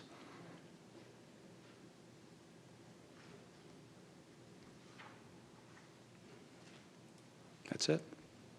So Nicole, hold on, Chief. So Nicole, have we ever used this in a specific situation? Yes, recently, most recently, I believe it was on South Lyons. We declared a problem property, a specified crime property. What was the crimes? There was an individual that owned it that I believe was incarcerated, and the property was open to people that were invited there or maybe just were crashing there, causing issues for the neighbors, and there were a lot of police calls. And so it was declared a specified crime property. And I'm unsure about the calls for service, but I have not been contacted recently Yeah, I think regarding issues that So was it more or less than 298 calls? Well, we had to look at convictions too. Right. We were looking at arrests and convictions. There were numerous ones. I couldn't tell you exactly how many we had out of there, but it was a large amount. Okay. So what was the process to build up to declaring that property? Is this like the first step? I'm being extremely transparent where I'm going with this, with the warming shelter and. We had to have arrests that were coming out of the property and calls for actions that were actually occurring on the property itself. That's what we looked at. We ran the statistical numbers. The police department did that. We looked at arrest records and then made that determination. Okay. And I know that the chief just provided us with data, just like 20 minutes before we got here on this. I don't know if the council's had the chance to review that or not. But I mean, just from a layman's standpoint, looking at it, when I look at this and I look down the list of assault, simple assault, lost property, overdose, suicide attempt, restraint, sex, fraud, harassment, drugs, theft. When you're looking at this is a full buffet of crime. This isn't just one or two things. We got a smorgasbord here of events that are going on at this property. At what point can we start a process that says, in all fairness to what they're doing, their calls have went down X percentage, which is still, from a community standpoint, is not acceptable in the neighborhood. It's still having influence on the neighborhood, the neighbors, the businesses around them, the employees of businesses around them. At what point do we have the legalese, and I'm talking legalese here, because like the chief says, it's very subjective on what we want to call crimes at this point, but we have hard data that shows there is criminal activity. Is that fair to say this is criminal activity? Yeah, criminal activity, but I think that as far as the property owner, there has to be a certain indifference to it. Are they endorsing it? Are they profiting from it? Are they Well, they're aware feeding of them, it? they're housing them. And the issue with the warming shelter specifically would be the fact that, they have taken steps. They've banned certain people that are creating these issues. They have a large ban list. What are they doing to, I'm sorry? That list sits around 70-something strong. Yeah, it's tier 1. Not allowed to. Yes, No, they so have a- as they You identify have a list individuals outside of it, it's creating like 12 problems. people or something like that. No, I dug like it. 70. Yeah. So my question I keep going back to is there something, are we at a place where we can start a procedure of nuisance? You're asking for my legal opinion on the floor? No, I'm saying research Okay. that. And I'm saying if we don't, Right. then the police need to figure out a way that, because this is happening, then we need to get specific on what's happening there to make sure that we're documenting things that if we're not, it's like any type of a performance review. If you got a bad employee, but if you haven't been documenting it right, you're never going to get them off your payroll. So it's the same way here. If we've got a bad actor in the neighborhood, and if we're not documenting this right, if we're not prosecuting it right, then we can't exercise the rules that are on the books. So my question is next week, can we come back and investigate on actual arrests and versus just raw data? Do we have enough criteria to fit the nuisance clause on these two properties that have been identified? That's all I'm asking. Is that fair? That would be the department that would have to run that. It's just confirmation. I don't have access. Yeah, but to provide you, I guess this data just came to us 20 minutes before council, so I'm saying is that if we go through this data and if I don't know, is this arrests or is this just activity or is there arrests in here? We tried to give you both. There's Which one? arrests and then there's calls for service there. This says incident reports. Yes. Chief, can you do me a favor, or whoever's got the screen, go back to the items that are listed as the nuisance elements. I got it right here. It's in the code provision. Show that. Talking about the first slide where we mentioned. Yeah, it might be, what it was proposed- either the first or second. Go to the next. There was the specific. There we go. There it is, yes. So you're talking about drug activity, manufacturing, prostitution, assaults, alcohol violations, gambling, noise complaints, and juvenile delinquency. Then you look at your incident report. But not withstanding disorderly conduct, assault, noise ordinances. If you'll number 8, harboring, contributing delinquency of minors, alcohol. There's another section that's outside of this that's in there too. We keep going, we're all on the same page. No, I'm just trying to make sure I understand the incidents that are occurring, that whether they qualify as specified illegal behavior under this code provision. Well, and to use an example, residential treatment facility at 6th and Water. That is a state facility. They routinely, if not daily, call us when a resident who is assigned to RTF to either check in with a probation officer or that is residing there, they find drugs on them. They call us. We do a report. We arrest them for that. By that rationale, we could call the RTF a specified crime property. They're not actively participating. In fact, they're reporting it. That's why I'm asking. For a second. I'm asking. You're connecting dots there. No. Go ahead.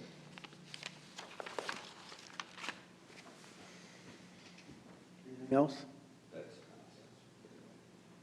Anyway, I'd like to see the arrests and how they match up with the crimes that are identified on those properties also. Same with like the bar downtown. You know, we've got some issues that continue to happen on the sidewalks down there. I saw you provided some data there, which I appreciate. I'm looking forward to digging into this when I get back. But we got to find a way, guys, to get control of this facility because it is a nuisance to the surrounding. We all agree to it. Everyone's on record for it. And we all just think if we're going to be quiet, it's going to go away.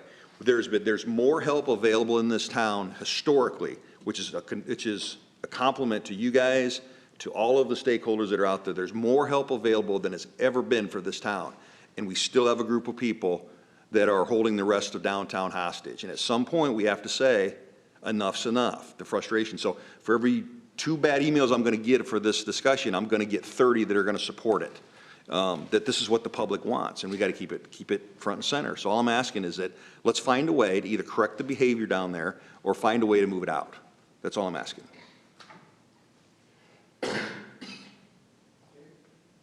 All right, let's go on to parking survey.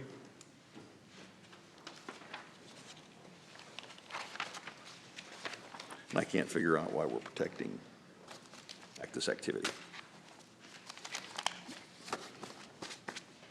The other question, before we move on, the other question I got, Chief, one more, is, so these guys, the outliers, the majority of them, I asked the week before, how much of these people are on drugs? What do you think the interaction of when we talk to the tier 1 and all these, the drug interaction, how many of these people are addicted to drugs, do you think?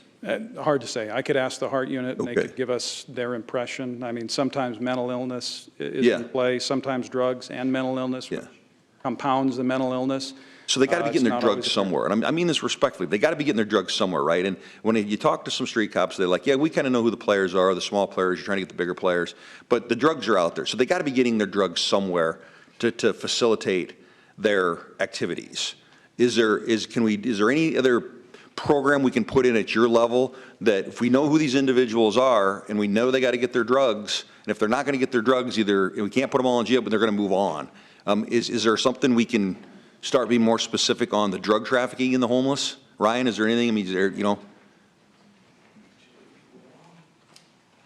Because last I checked, you know, a lot of drug use, and it is illegal, so which means it's being trafficked. You know, let's take another approach to this, another lens. Ryan Bertrand, Captain. To answer the question, I think clearly the passion comes through that you have. One of the things I guess I would say is the specified crime property, it lists pandering, solicitation, et cetera. Disorderly conduct violations are included in that. My understanding is that needs to be inside the structure. So if we have a sidewalk abutting or outside of a business and someone's outside, they're drinking or on the sidewalk intoxicated, that's not on the business inside. That would be a public offense that way. As far as curtailing a street level, misdemeanor level drug activity, that's a big goal, but we have bigger, it's a triage for us is what the problem is. I can tell you I have investigative units. They do great work, and they're making federal cases on big targets. It just doesn't make practical sense to hustle down an individual user for a small amount of drug in light of other people being out in the street. So I know that seems insignificant unless you're the store owner or the person that's moving because your employees are not safe in the parking ramp. I know it seems insignificant. And I think that if we can lay down a standard in this community that even if you're at this point, someone that's been identified that doesn't want help, and there's a ton of help out here, and you don't want to riot out of town, there's a riot out of town. If you're that person and you're participating in drugs and other activities and they won't let you be into the tier 1 because that's what you're doing, you're the troublemaker, why are we, you know, to say that's not a good investment of time on our end, I get it, you want the big fish, but they're still moving drugs around. And maybe that's an angle we have to take. And I mean, I'm looking for avenues. No, I get it. The mental health and the addiction problem, it throws monkey wrenches in what normal people would consider common sense or regular thought. Deterrent, as we consider a deterrent, like going to jail would be very embarrassing to me. No, a deterrent is they don't get their drugs.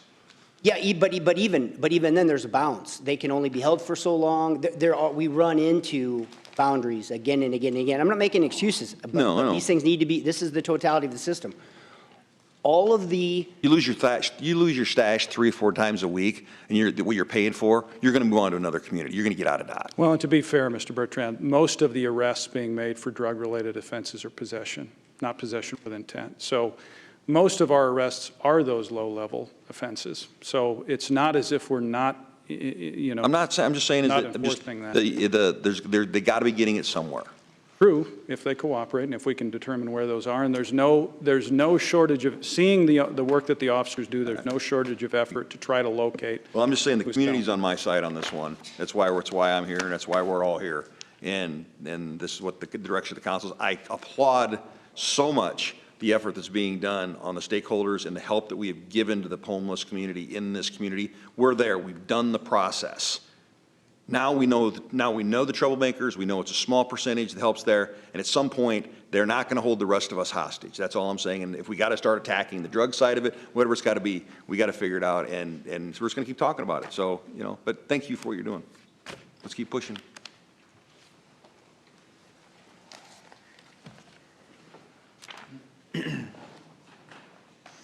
Frustrating. Good afternoon, afternoon, what I have to call it. Mayor and Council. Late Reagan afternoon. Cody. Sorry? Late afternoon. Afternoon? Okay. Late afternoon. I was like, late afternoon. Early evening. Early evening, dinner time. Mayor and Council, Reagan Cody with Downtown Partners. In late February, you saw some options from parking for different things in downtown. So what we did is we took a survey out to our business owners in downtown in March. A total of 99 responded to this survey. And of that, it's about 20% of our population for businesses in downtown, which is a great, really strong representation from this survey. So a lot of voices were heard. A lot of people had questions and phone calls. So this was one of the best we've ever done. People were very invested. I'm going to give you a couple of the results from the questions that we received, and then at the end, Tiffany's got some results for you on where we're moving forward. First question was, do they want Park Mobile only? Do they want coins and digital only? Only 62% would oppose eliminating all of the coin options. So the key takeaway here is really that businesses support the modernization, but they do want to remain options with coins. A lot of card readers, things like that, are also options in here, but right now leaving as we have it with coins and the Park Mobile option was preferred by businesses. We have put this all on a map as well. I've tried to chat GPT it to see if I could get addresses and their responses. We'll show you the map later with some of that, but 51% had no preference how you rolled this out. If you choose to take your time, if you choose to do it immediately, about half and half said either way is fine. So gradual change in preference is preferred with whatever we do decide to do. Locations to keep some coin payments. We did ask for areas that they want to make sure remain coin specifically, and City Hall and the courthouse areas were identified basically going down Douglas along with the library lot, mainly civic locations. I would say no major blocks or historic fourth or entertainment areas. It was mostly specific to civic areas. So high traffic civic areas for coins. And then we asked about the parking supply. Basically, could you use more parking and where? So options to look at some parallel parking options on some of our diagonal, in some of our parallel options where we have the room to expand and maybe gain some more revenue there. 53% said yes, and the others were pretty yes, no, or maybe. But mainly a majority do support increasing the parking capacity in certain areas. So we were looking at some of those. Overall themes from the written feedback, and I got to tell you, in any survey, the comment section is the most entertaining. That was available for you to read if you so wish. But the first thing here is to maintain the coin payment in the key public locations, increase the parking supply where feasible, and expand the digital payment options.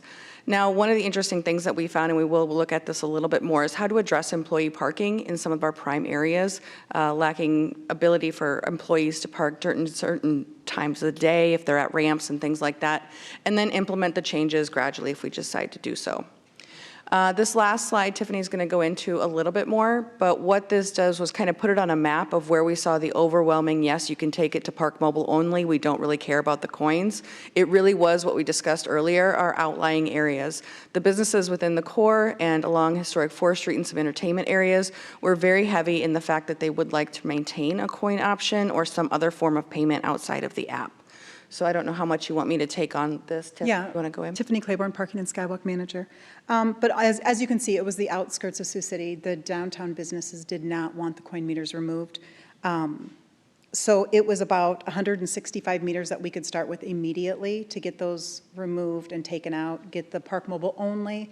And it's going to be very minimal. It would be about less than $1,500 to do that. So we would just get the attachment to the pole and move forward, so. Questions?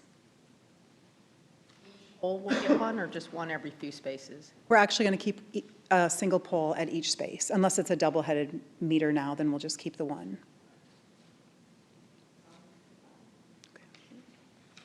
I knew that's how it would go. Yeah, I know.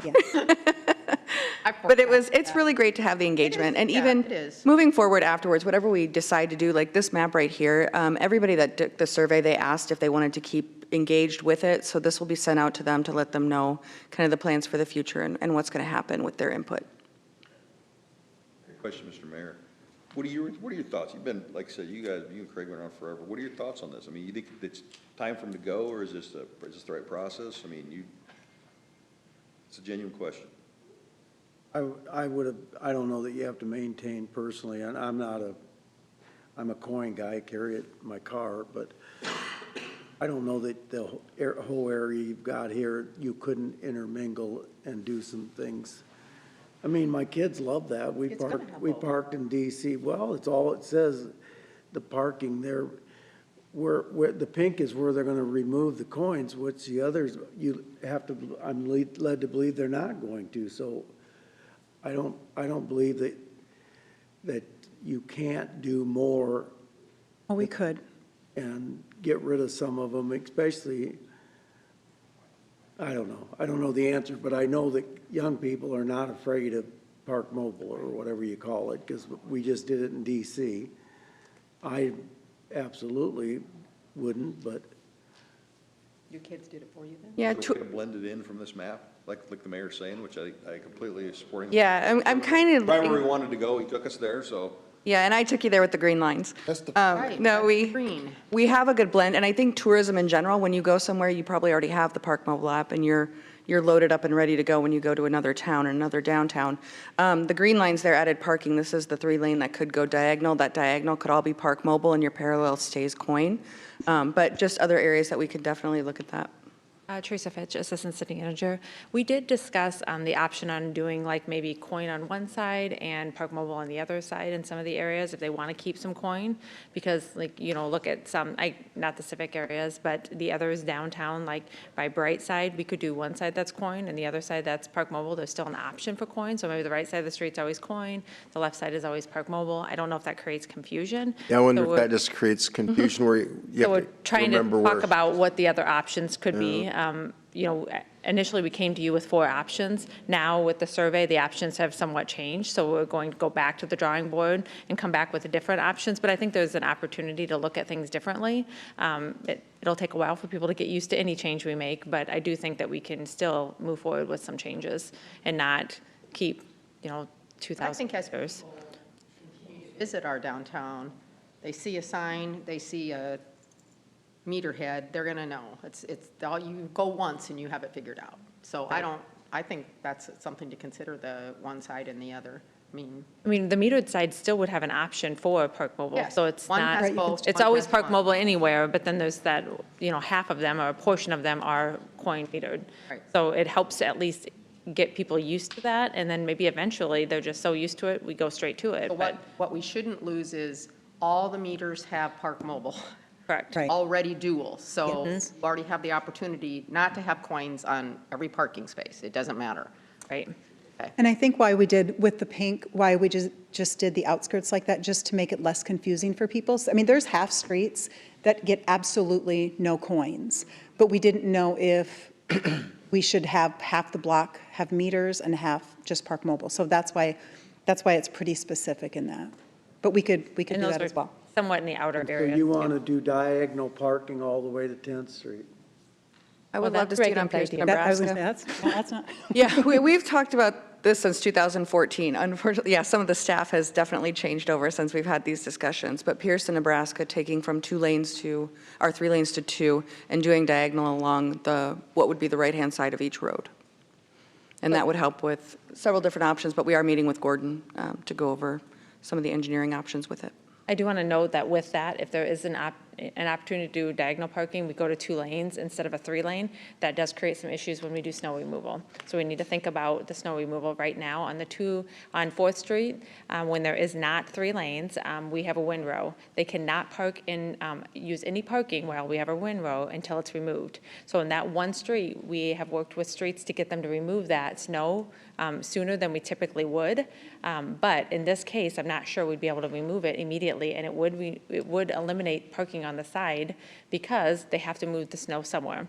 If you put it in the middle, now they're kind of driving on the parking streets, so they have to have 2 lanes. So it does create some other obstacles. Doesn't mean we can't work through them, but there was a time, I think it was 2 years ago, when we had somewhat of a blizzard that went on for like 10 days, and that was a challenge. So that's what forced us to look at the 2-lane on 4th Street to say, well, we can't expect people not to have any parking for 10 days. We have to do something. So we will have to look at some things with, particularly snow removal will be a huge obstacle if we move from a 3-lane to a 2-lane, so. And Patrick's not here. When we were discussing this back in the day, I keep calling it, but the fact that you kind of double the amount of parking on the diagonal lane and pushing the snow into the end parking spots, you kind of put all the snow for removal off to the side, so you eliminate the need for the windrow. That was one of the options that we looked at on why we did it, was to eliminate the windrow on our major thoroughfares so that it wasn't the crossing where you've got to kind of plan a block ahead to get over to the other lane when we've got the windrows. So it was just something that we need to kind of re-engineer and look at and make sure that's still an option too. There are a lot of different things to consider.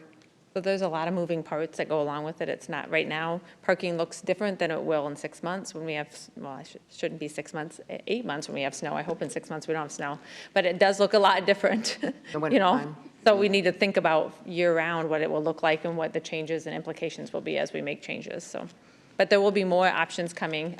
Like I said, we initially had those 4 options. We talked about taking some of those meters in the outside areas, making them park mobile only, which is what we're working to do right now, and then we'll have additional options and opportunities to look at. I appreciate the phased in, how we're phasing it in. I think, again, in a year, we'll know what. Right, absolutely. Right. See what, and we can make a decision at that time to move forward. I think so too. I think it helps people come along and get used to it too. So, okay. Thank you. Have a great night. Thank you. Is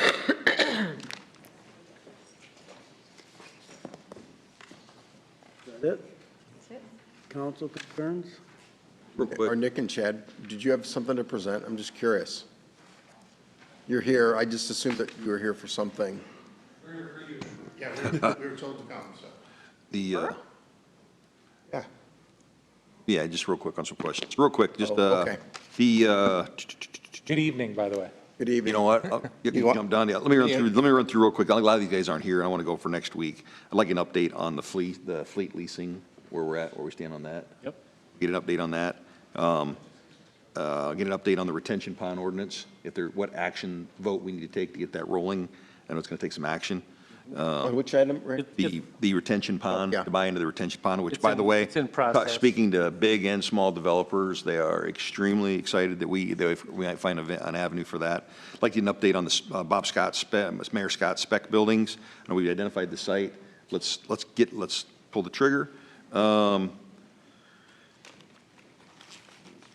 Pat's not here anymore. I want to walk through, we said we were going to walk through the first week of May, 18th Street, which, Yeah, by the it's way, if looking good. anybody has not been down to 18th Street Field House, it's the best it's looked in 20 years, and it's been 5 weeks, and they've done great. I'm looking forward to that walk through.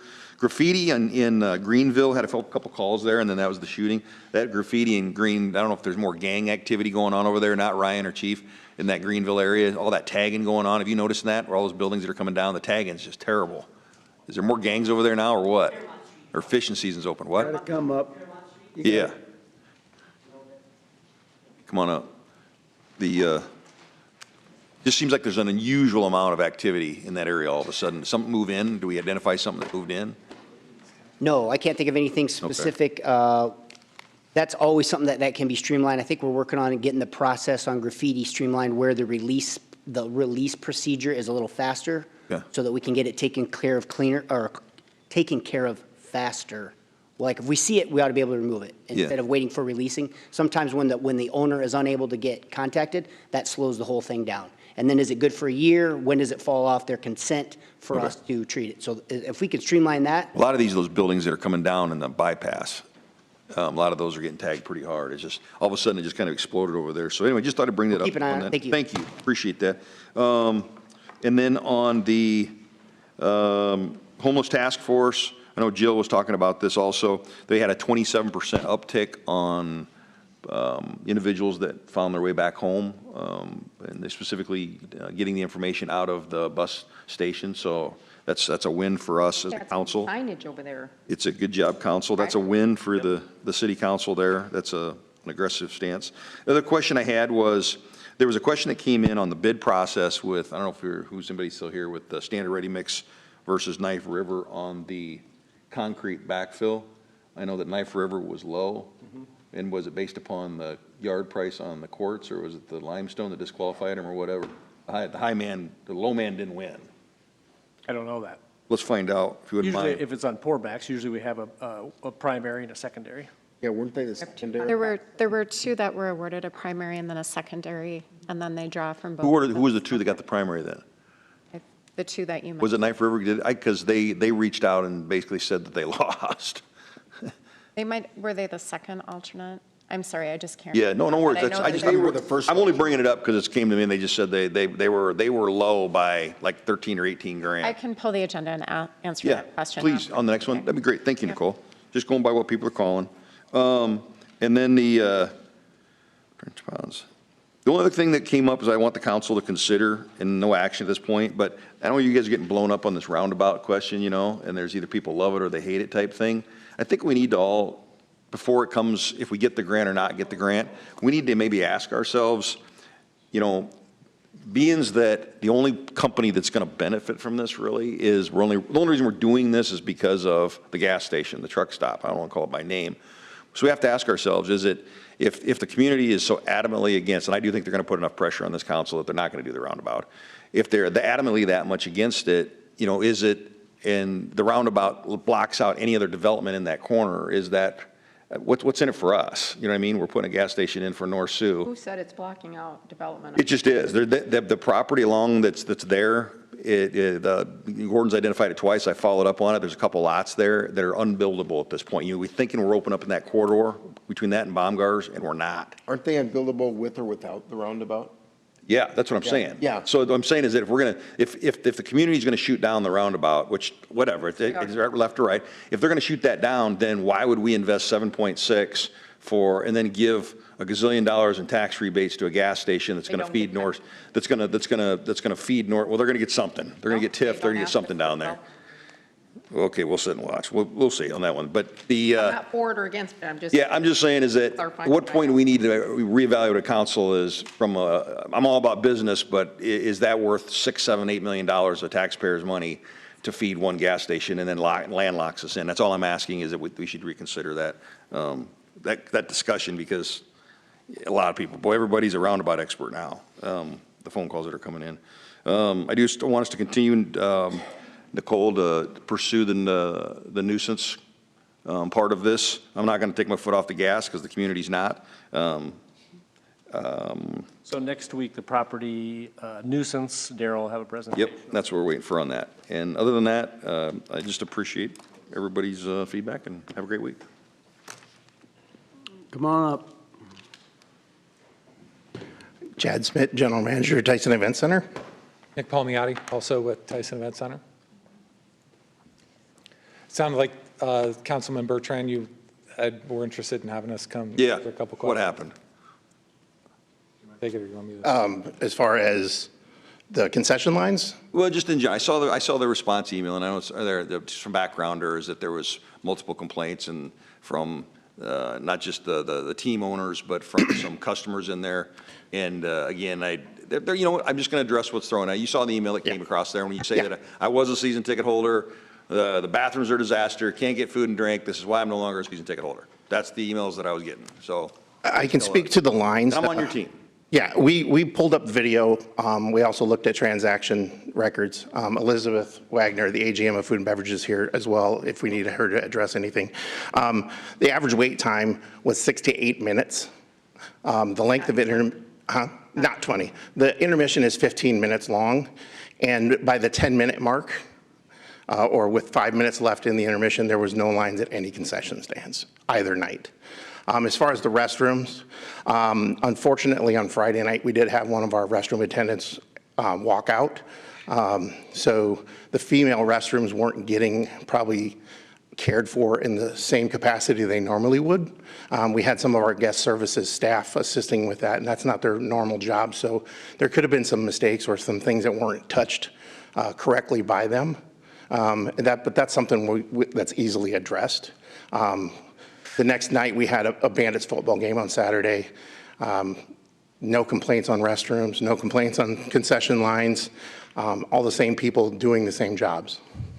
So when the call came in from one of the owner, the owner side of it, you just feel like that, how's the relationship with those guys? With Lloyd, who is the owner, I have not actually heard from Lloyd at all. The only person who's said anything has said it to you guys. Nobody has come to us to speak to us yet. So nobody from the ownership, nobody from front office management has came to talk to us. How do you feel about my recommendation for 3 leadership roles to get together and just sit down?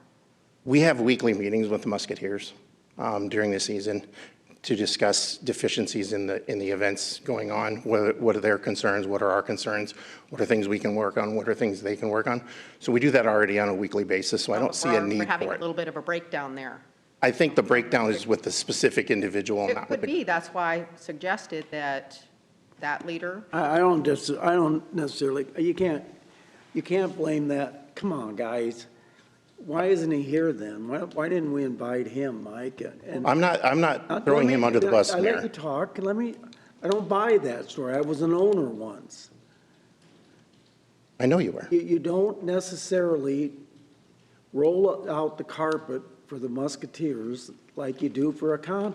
And I'm not saying that negatively, but come on, without them, your building closes, guys. Come on, you got to admit that. I believe if you read my email, I acknowledge that, Mayor. They Yeah, are a you majority of our acknowledge it, events. But you still can't. I did nothing that was outside the purview of the contract between the venue and the team. Everything that was done, everything that we've done as far as ticketing, opening box office, everything that was done, and it was addressed in that email, is contained in the contract, which I sent to all of you to review. Okay. After this meeting, I have another email ready to go that has specifics and sections listed that address those items. When we lose a team, we lose a team. I'm done worrying about it, but, because you guys don't seem to worry about it. And every time you come here, it's always the team that has the problem. And it's a two-way street, and I don't. Mr. Mayor, what I would just recognize, obviously the team was upset about a couple of issues. What are not in that email is the multitude of things we have bent over backwards for them. And, I think this body should know that we do value the Musketeers, we value the Bandits. We don't see eye to eye on every single issue. And, those couple of issues were outlined in that email to you on Friday night. But again, what are not in there is all of the things we have done for them, which, again, to Chad's point, is we meet with them weekly. We do make adjustments for them. If we do 70 or 80 events a year, 40 of those events are the Musketeers and the Bandits, which, again, drives a significant portion of the occupancy. Again, you should know that there's other things that, we're not addressing there that we have made concessions for, or tried to help them, and we do that every day. Okay. I think. When you're selling your suites, are you selling it with their tickets? Yes, and they get a revenue share. They do, fine. Yes, each team gets a revenue share of all the suite tickets. Okay. It's in the settlements that I provided them after each game.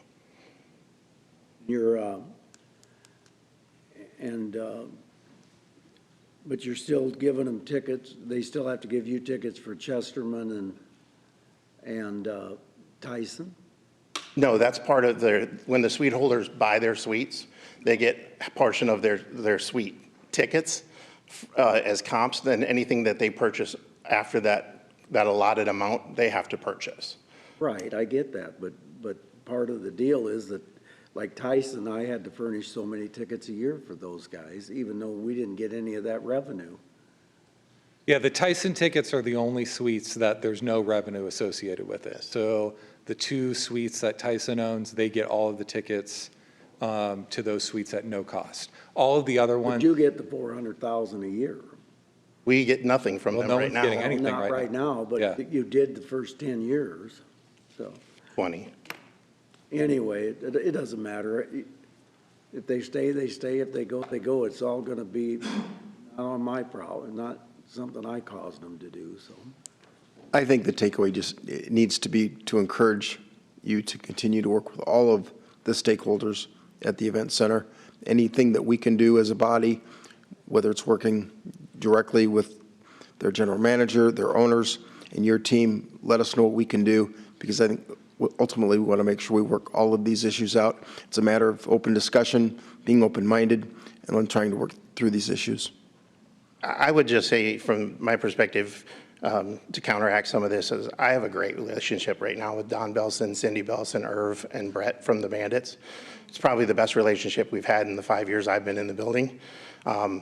We've sat down and had very collaborative conversations about ways we can help them drive revenue.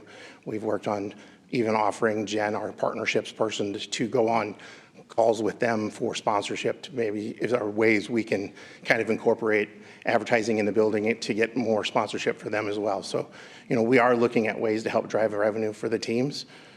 And I just use that as a specific example because that's the most recent time where we sat down and did a collaborative thing to, what can we do to help you? Because, it's not cheap to run an organization, and it's not cheap to, put on an event in the building. And that's a small market team. So they have, those constraints against them. So we do what we can to help both teams. We don't favor either one over the other. Obviously, there's more hockey games in the season than football games, but we treat them as equal partners in the building when we do things. So no to a separate meeting with perhaps our city manager and. I can set that up. I'll set that up. Well, I'm just asking if they're interested. I didn't get a response.